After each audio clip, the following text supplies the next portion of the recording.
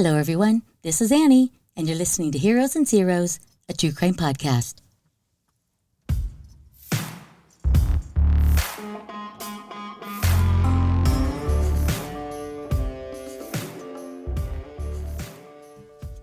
Hello, I hope you all had an awesome Halloween and are enjoying the fall weather, no matter where you're hanging your hat for the time being.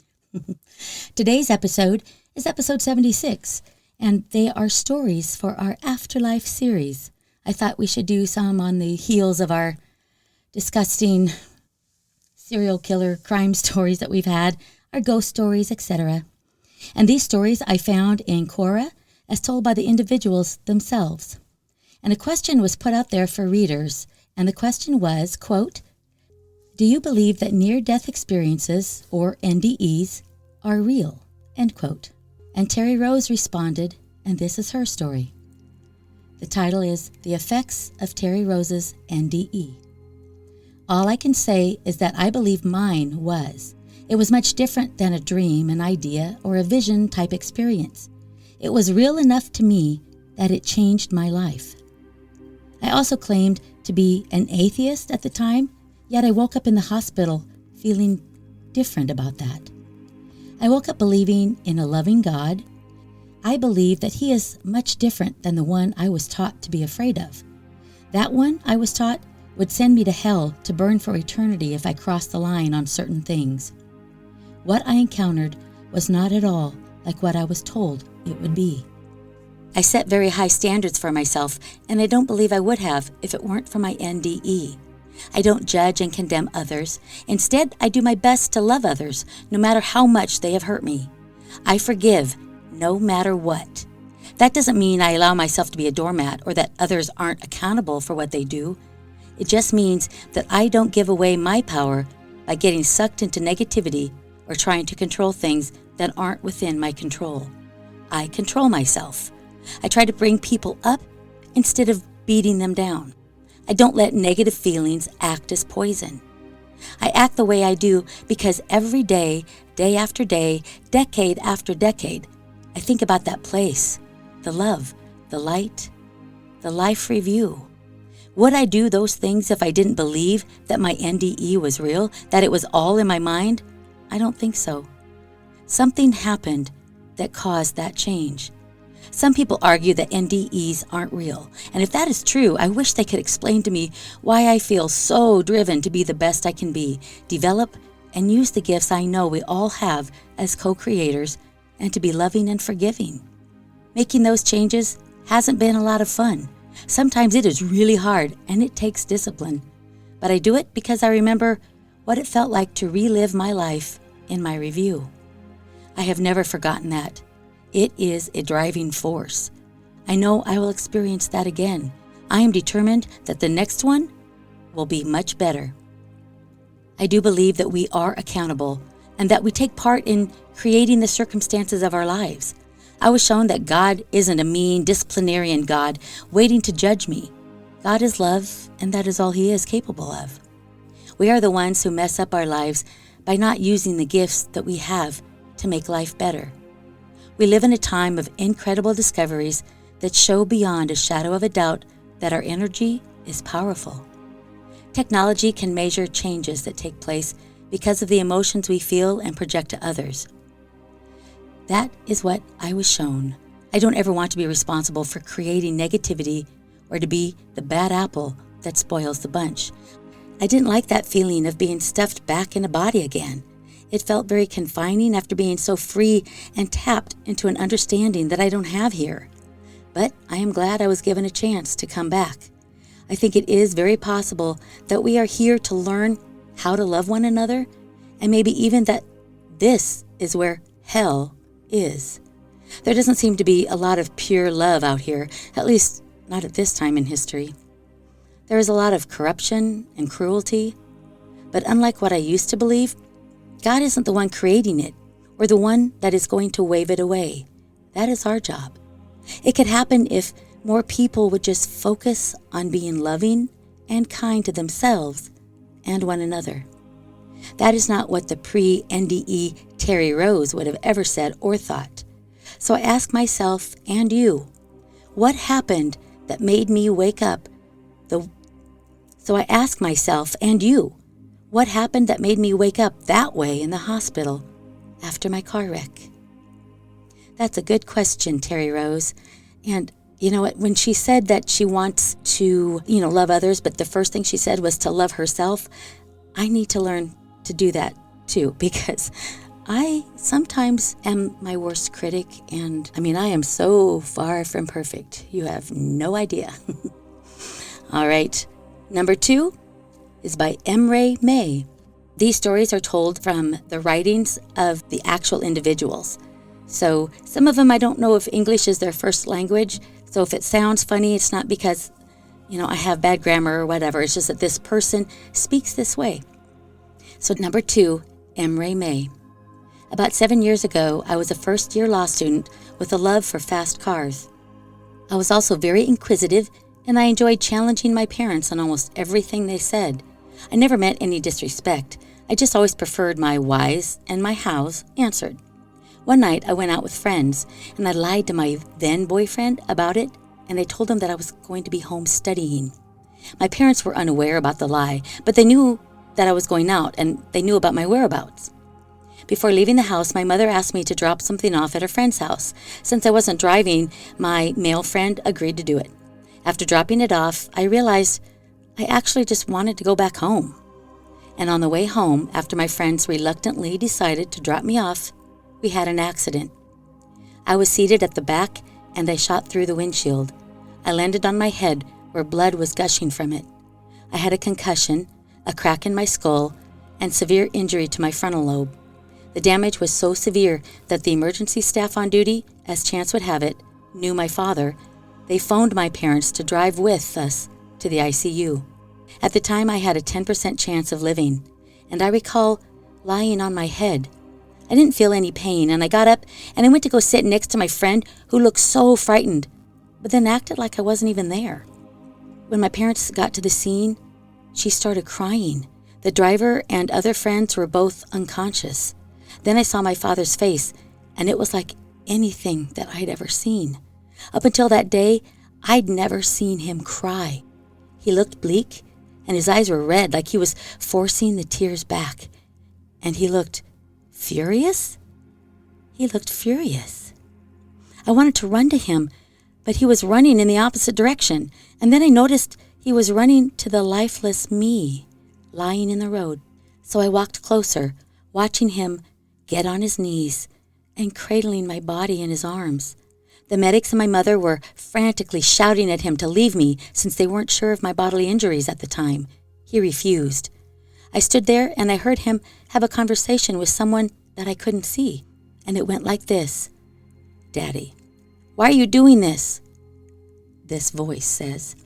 This was the agreement. No, it wasn't. The agreement was that I would watch them grow up, but never live to experience this. That's selfish. No, it's not. We agreed I'll come back when the time is right. But you're selfish, so she can have peace now, and you when the time is right. Then just take me now. She has so much to live for still. Selflessness. Agreed. I remember trying to follow the voice, trying to run after it to give me the peace that I could feel in the voice. But I stumbled and I fell in a hole. And when I woke up, I was lying on a bed. I felt naked and some guy was staring at me. So I shouted as hard as I could, "Daddy, I'm naked and there's a man in here." Both of my parents rushed in. My mother was laughingly crying, and my father looked as solid as always, and he told me that I was in the hospital and that I was in a car accident. He also told me that they hoped my love for driving with boys in fast cars ended here. I so badly wanted to ask him about the voice, but they injected me with something, and then I slept until the next day. The next day came with the grace of God. Was God the voice? My father didn't speak much, but my mother told me the experience was very traumatic for him since he never cried in front of people, let alone strangers before. I have to say, interject right here, I hate crying in front of people, and I don't know why. Always have. But anyway, that's just me, big fat weirdo. On to the story. I protested that he didn't cry, and she told me how he sobbed for almost half an hour while the paramedics tried to take me from him to put me in the ambulance. It seems that I was the only person who heard the conversation. Every other conscious person at the scene only heard my father's sobs. That same day, the doctors also informed me and my parents that the damage to my brain was of such a nature that they would advise against me pursuing my studies. They told them to expect a change in my personality. Basically, they said, I'll be a little cuckoo. As we know from so many of our serial killer stories, that the frontal lobe is what's often damaged that creates someone to be the mean way that they are. They also made me doubt the experience, and I ended up delaying asking my father about it. But the experience changed me. I started doubting my father less. He told me if I wanted to pursue my studies, I should ask for an appeal at the university. We appealed, and I graduated with my BA law degree, which took me 6 years, even though it was a 3-year course, but I still completed it. Fast forward to my last year of studies, my mother phones me with the devastating news that my father, who was a very healthy 50-year-old, had a heart attack.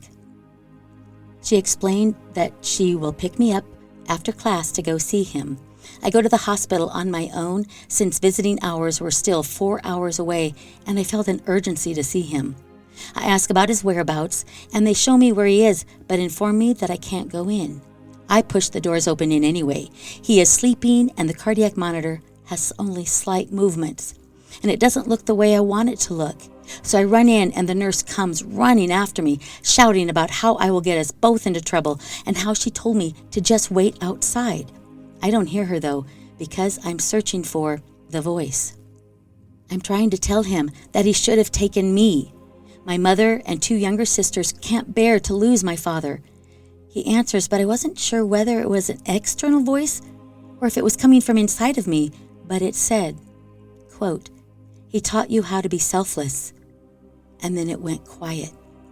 The nurse's voice suddenly became louder, shouting, "See what you did?" I looked at her, pointing at the cardiac monitor. It had sudden, frantic movements, which she assumed was from the commotion. I smiled, and I told her, yes, I'll be waiting in the waiting room because he'll be awake during visiting hours. NDEs aren't experiences like any other. You never know whether they are real or not, but they do affect you. I've learned to live every day as if it's my last and to treat every person as if I won't see them again. I'm a hugger and an optimist, and I draw a silver line for every cloud. Yes, I still have both my parents, but I've learned that even after they're gone, I'll still have them. I love that story, and I think the last 2 stories are less about what they saw when they died, as it is more about how it changed them. And the first one, I think, was an atheist, so... All right, my throat is hurting. My husband's been sick, so hopefully you all won't be able to tell. Okay, the next question that was put out by Cora was, what is it like to die? And our third story is written by Amy Lachelle, and she says, I was shot in the head November 28th, 2015. My jugular vein was almost completely severed. Due to the bullet bouncing around in my body, it broke my neck and fragmented off in 2 directions. A small piece embedded in my spine, and the bigger chunk went to my rib cage, and it broke a couple of them, only to lay on top of the 3rd one down. I was shot in front of the door because I was on my way out. I laid in a pool of my own blood, silently talking to God because the intruder was still in the house. I felt lightheaded with my eyes partially open, daring not to blink. Scott, who was my best friend, was lying on the floor of the kitchen, just on the other side of the island, dead. He was the true target of the whole thing. I remember laying there in a puddle of my own blood thinking, dang, I thought when you was about to die you'd get cold. Why ain't I cold? That sweet copper-tasting substance squirting from my body was keeping me warm. It's funny what you think about facing your own mortality. Then the bastard came around to where I was to rob me. He flipped me over a few times, going through my pockets, lifting my shirt and checking my bra. He stole the little $35 I had originally. When he realized I had nothing more, he attempted to flee out the front door.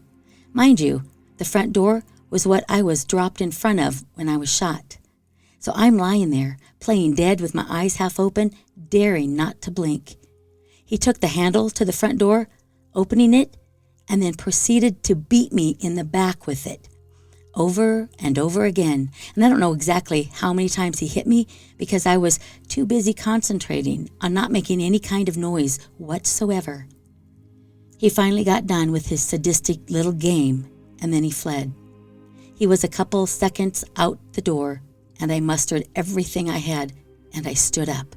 The first thing I thought was, phone! I could feel my life squirting out of my body with every heartbeat. My jugular was the most devastating injury that had happened to me that day. I grabbed my phone and proceeded to dial 911 and everyone else that had moved across my dying brain. My heartbeat was going 90 to nothing, and so was the blood exiting my body. I remember hearing and seeing everything so clearly.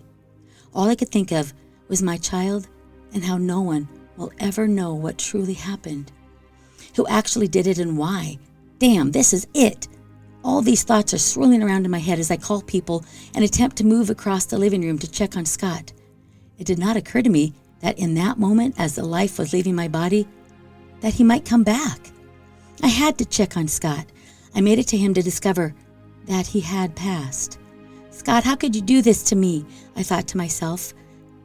And I'm going to die alone. Then the devastation set in. I don't know where I am. My attempt to do a one-arm CPR on Scott failed, and his wallet was missing, so I can't tell 911 the address to the house. Yep, I'm going to die. I'm going to die all by myself. Ain't this some shit? When all hope left my body and I was beginning to cry, a stranger, at least a stranger to me, busted through the door, screaming at Scott that he needed to talk to him. I hollered, "Hey, please help, we've been shot." This man didn't say a word. He turned around and ran away. He ran away! Can you believe that? Little did I know he was running to the end of the road to catch the ambulance I heard going by. I've been listening to the ambulance for at least 15 minutes, driving up and down the road, not being able to find the address. So when they loaded me up, I kept holding on, thinking, all I got to do is make it to the hospital. That's all I got to do. They rushed me to another county for the better hospital. Only when we finally got there is when I gave up. Thinking that I'm at the hospital, there's nothing more I can do. I don't have to hold on anymore. I can give up. I heard the doctors talking over me, saying that they couldn't believe my jugular vein had went back in on its own, but they didn't think that I was going to survive. This completely brought me out of the situation, and I screamed, "The hell I ain't!" Eventually, they rode me out of ICU, and I began the long process of recovery. All the doctors said I was a literal miracle. Doctors telling me I was a miracle. Through the broken neck and everything I endured on top of it, I had a dang stroke. I believe God was there with me that day because he had to be. But that was the ups and downs I felt the day I was supposed to die. There's a lot more I could have put in here, but I think you suffer through this enough. Yep, in my town, they call me, quote, hard to kill, end quote. I love the sassiness of Amy Lachelle. I'm sorry that you lost your best friend, Scott. But girl, I love your sass. Keep it up. All right, our fourth story is by Skip Gibson. He was a former law enforcement agent and an instructor, and he was 35 years old. And he writes, I had worked all night and had a part-time job as a tech support specialist for AOL, which I could do from my living room. At about 2 p.m., I decided to go to bed as I had to work that night and read some before getting tired and seriously getting some sleep. I was in good health but had something upsetting happen at work the previous night and thought that I had some heartburn. My wife and kids got home from school, and I asked my wife to get me some antacid from the medicine cabinet, which I took. And instead of getting better, the heartburn got much worse and started to spread into my jaw and my left arm. I recognized that these were symptoms of a heart attack, and my son called the local rescue.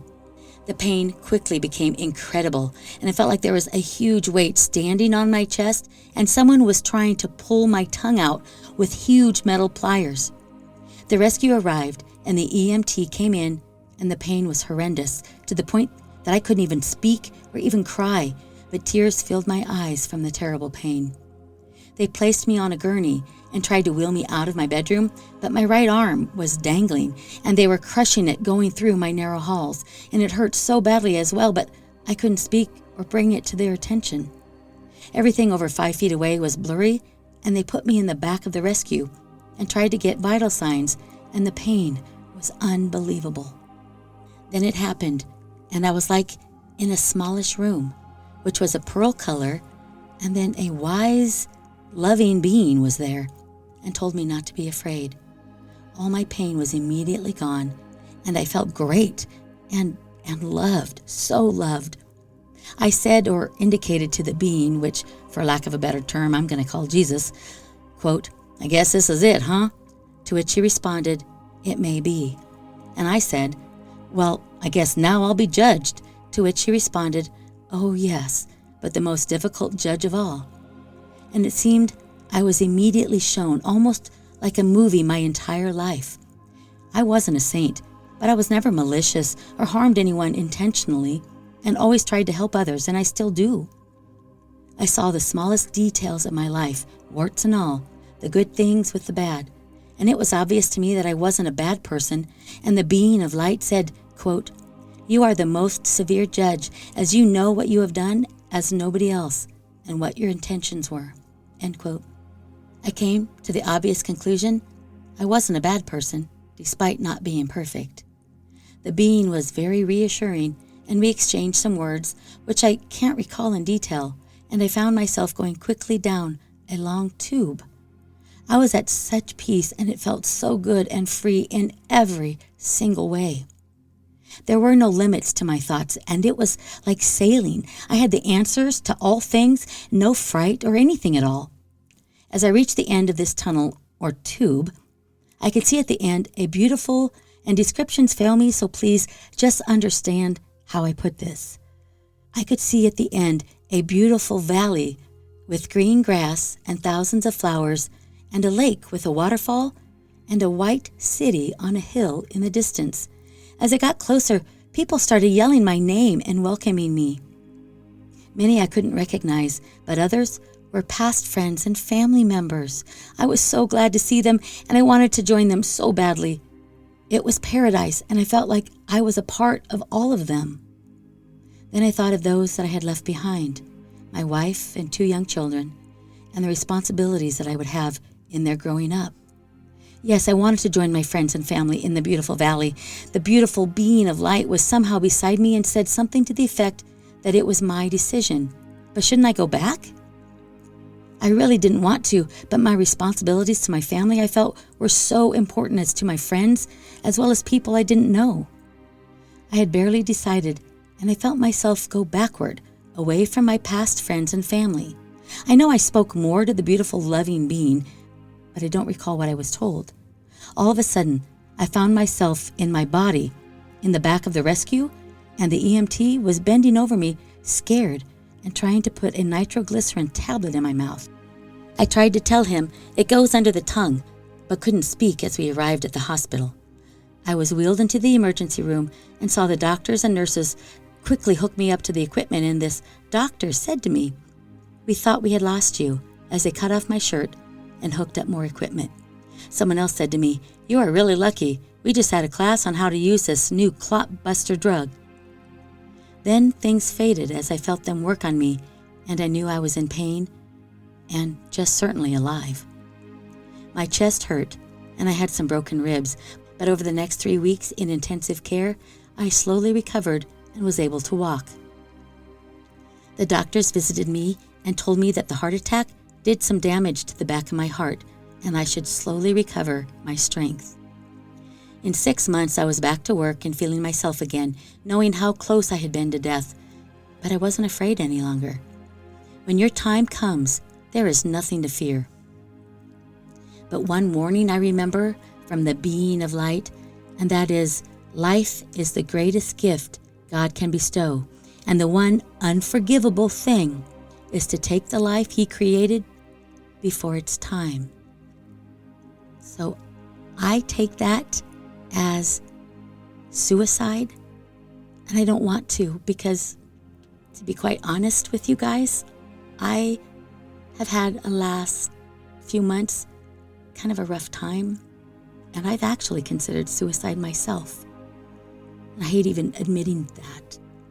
But this story somehow tells me, at least in my heart, that I can't do that. Back to the story. He says, I knew when this happened, it was a remarkable experience, and I didn't want to forget it. As soon as I was in the intensive care unit, I wrote all of it down so I would never forget it, and so I could share this all with you. There is so much that I can't put into words, but this is all essentially true as it happened to me. There are so many things beyond us mere humans and our language. This is just the best that I can do to share my experience. Well, thank you, Skip Gibson, for your story. It apparently was what I needed to read today, because the last few nights haven't been so good.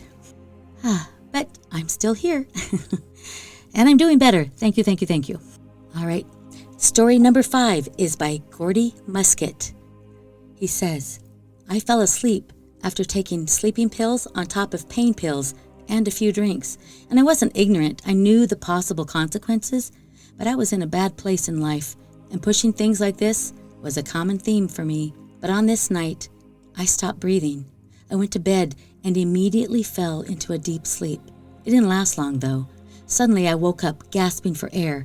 I finally caught a breath after a handful of gasps and laid back down. I was so drowsy. Once again, I fell back into a deep, deep sleep. I found myself floating down a dark tunnel with walls that looked as though they were made of wet mud. There were ribs around the curvature of the tunnel, spaced evenly about every 10 feet or so. I felt weightless, and the moment felt timeless. I floated downward for what felt like a long, long time, but it also felt like only a second. My concept of time didn't apply, if I had any concept at all. I wanted to reach out and touch the wall of the tunnel. The wet mud looked inviting to touch. I wanted to feel the wet, smooth, cold mud on my skin, but I had no arms, no legs, and no body. I don't know what I was, but I wasn't made of flesh. And that's when I noticed a light at the bottom of the tunnel. It crashed into the darkness with harsh, jagged edges. The two, light and dark, didn't fade into one another like they do in our reality. Instead, they looked as though they were at war, the light cutting into the darkness and the dark swallowing the light. Soon I could feel a warmth rising from the light, and there were silhouettes in the vague shapes of people standing to the side, covered in blinding light. I stopped floating downwards and hovered above the light. I became anxious. Suddenly it had hit me that I was dead or dying. Then I noticed a small ball of light break away from the source below me. It floated quickly up and behind me. As it grew closer to my right side, I could feel its warmth. I was no longer anxious. I was calmed by its presence.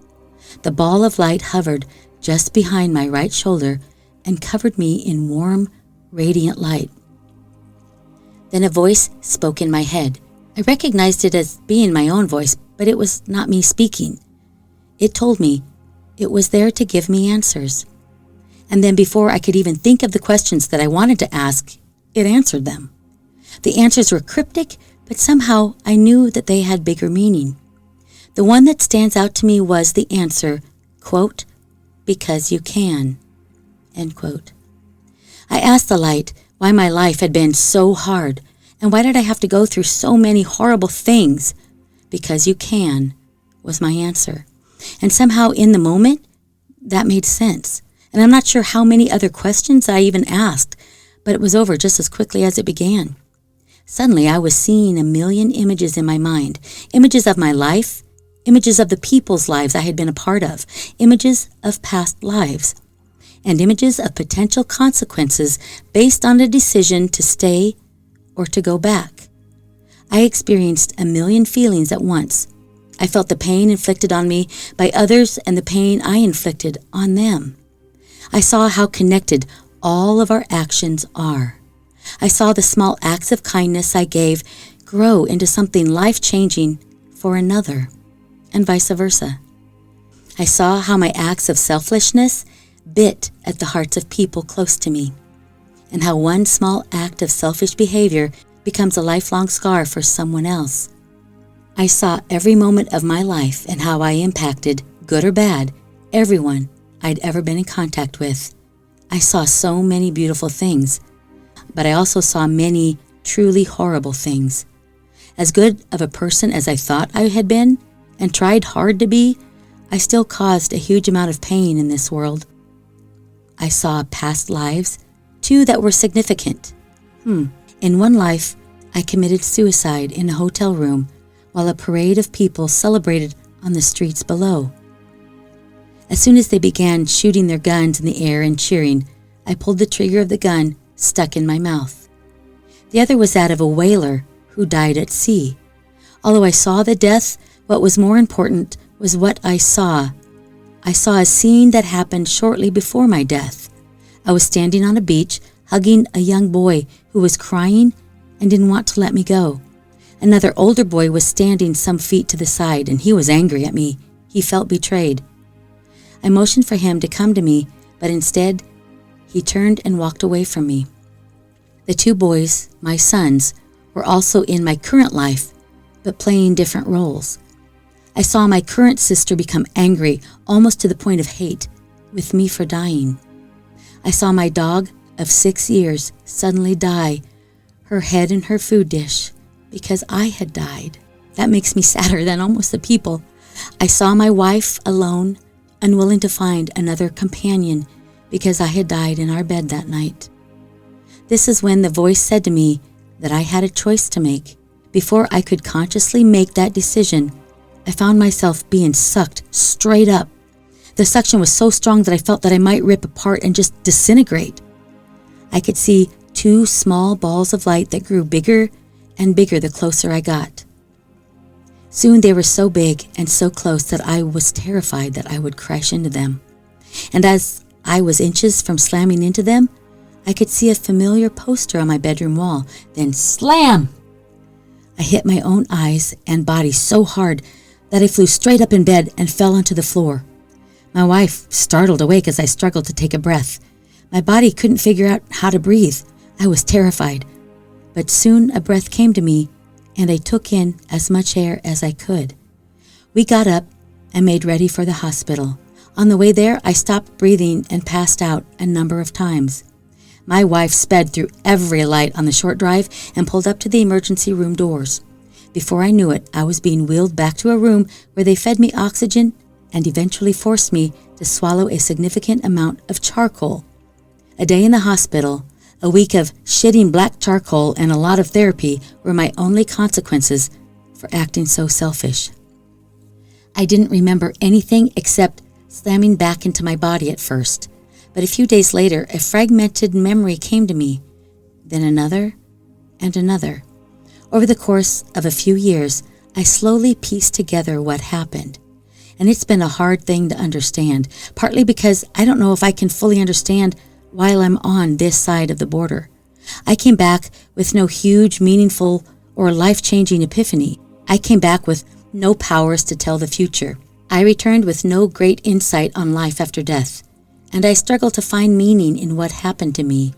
But one thing did change for me significantly. Before this happened, I was not a spiritual person. For me, spirituality has always been different from religious belief. I saw no real significance in either of them. I didn't believe in God. I believed that when we died, we're just dead, and that's it. Now, although this part makes me sad for this person. Now, although I still don't believe in God, I am definitely a spiritual person. I believe in connection. I believe in oneness. I believe in the powers of selfishness and kindness, not good and evil. I feel more complete now that I am more spiritual and am mindful of how I act. I still fuck up regularly. I'm still an asshole, and I'm still selfish. But these are rarely ever done purposefully. Before, I tried to be a good person because I didn't want to be a bad person. That also meant I denied the ways that I was bad or hurtful and only accepted the ways that I was kind and loving. Now I accept that I am both and I strive to be better. So suppose I did come back with something significant.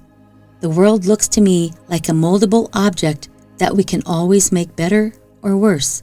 Nothing is without the ability to change. Peace. And that ends his story. So on the heels of that story, I'm going to add one thing of myself to these stories. And I feel that I must say this because I care about all of you that are listening. And I'm not preaching. In fact, I might even be running the risk of podcast suicide. But there is something that I want to say that might make all the difference to at least one person out there. I told a friend one time who asked me a question that I didn't want to answer because I thought I was risking offending her. She said that she felt very spiritual, but she didn't know why. And what was the difference between God and Jesus? She said that she believed in a higher power, but didn't know exactly what that was. And I told her that God is our creator, and he did this really big thing by coming back to the earth as a man. And he did this because there needed to be some sort of payment for our sins, and people used to give sacrifices on the altar to use as a payment for their bad actions, their bad deeds, their bad behavior.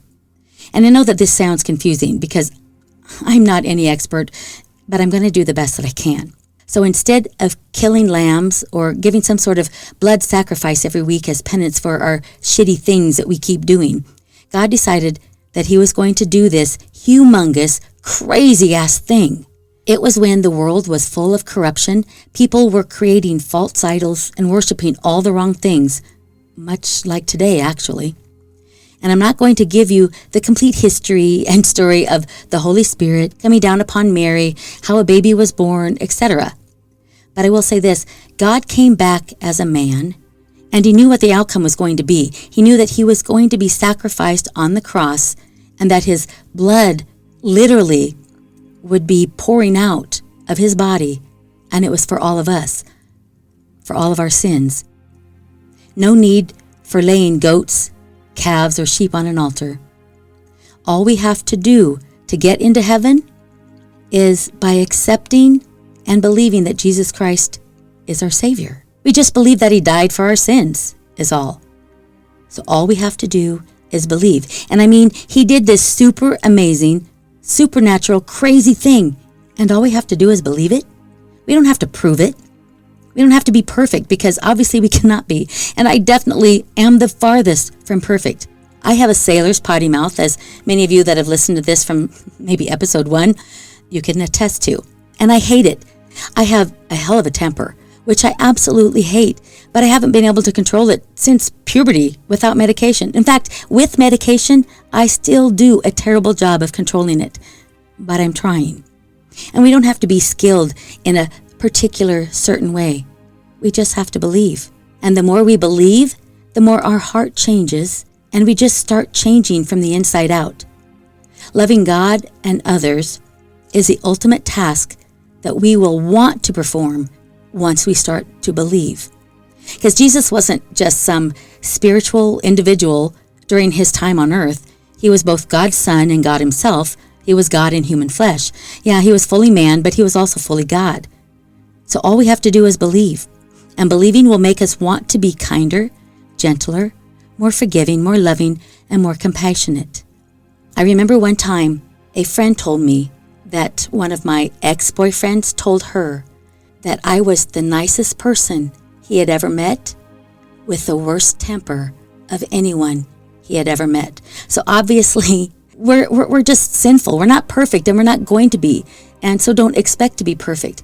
But we just have to believe in God and that he did this really amazing thing by coming back as Jesus Christ. I'm hoping that this episode helps at least one person believe when maybe they were sitting on the fence, or maybe they just didn't understand and had never really checked into it or thought about it on a deeper level. You know, I have to be honest, it saddens me a little to hear of other podcasts and hosts of podcasts that will say that they believe in ghosts, aliens, witchcraft, or other magical things, even in some sort of otherworldly special being. But they will say point blank that they do not believe in God. And if you don't believe in God, then you really don't believe in anybody named Jesus. Of course not. And that is certainly their right. They can believe in whatever that they want to believe in. But maybe they haven't thought about it in the right way. Maybe they never heard it explained in a way that made sense to them. Because what do all of these ghostly stories mean to the unbeliever? All of these near-death experiences. I mean, like the last guy that just said he doesn't believe in God, though he literally was in a situation that it was good and evil kind of fighting for him, and he felt warmth and love, and yet he said, I don't believe in God. You know what, Gunter, that's your right, but it makes me a little sad. I don't understand. It's okay. I will still love you anyway. Back to, what do all of these ghostly stories mean then to the unbeliever? And I don't know if that an unbeliever just doesn't want to put a name or a face to him, but I'm telling you that that's the point. You must. And he may go by a different name depending on the culture, the language, or the religion, but it always comes down to the same story, the same belief, and the same outcome. The belief that our Creator, who I call God, others may know him as Yahweh, Elohim, Jehovah, Adonai, Tetragrammaton, Alpha and Omega, Elroy, El, Elyon, whatever his name is to believers, his purpose is the same. He came upon the earth as a man, to me as a Christian, and his name is Jesus. But he came to pay for our sins, for our continuous misdeeds, and his payment was his life. So if someone gives up their life for you, that's a really big freaking deal, no matter what your religion or your culture or your belief system is, or if you believe in nothing. If someone gives up their life for you, that's a big fucking deal, isn't it? As a human, we understand that that is the greatest thing anyone could ever do for another person, is to give up their life for you. And all we have to do is to accept it and believe it. So before you say, nope, I'm not going to do that. I'm not going to believe in this silly hocus-pocus mythical story. I'm simply content to just worship my worldly things because they make me happy. Then do this. Do a little research. Do a little digging. Listen to some of the stories of people that did not believe in God and experienced something extraordinary that changed their life. Because, my friends, I care about you, all of you, because each and every one of you are someone's favorite person. Eternity is a very, very long time, and I plan on seeing my loved ones when I leave this earth. I've lost so many that I cannot wait to see them for an eternity. Take care, everyone. Be safe and believe. Bye-bye. Thanks for listening, everyone. Please subscribe and share. We'll talk to you later. Bye-bye.